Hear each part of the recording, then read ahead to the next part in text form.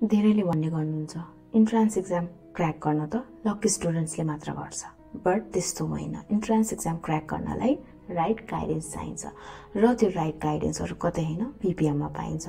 2077मा भएको common entrance एक्जाममा 8% scholarship holders students were from PPM र 2018 केयु एमबिबिएस इन्ट्रान्स एक्जामको टपर पनि पिपिएमकै स्टुडेन्ट्स हुनुहुन्थ्यो।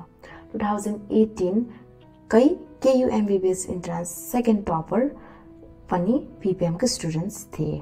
आइओई इन्ट्रान्समा सेकेन्ड टपर र गर्ल्स टपर पनि पिपिएमकै स्टुडेन्ट्स थिए।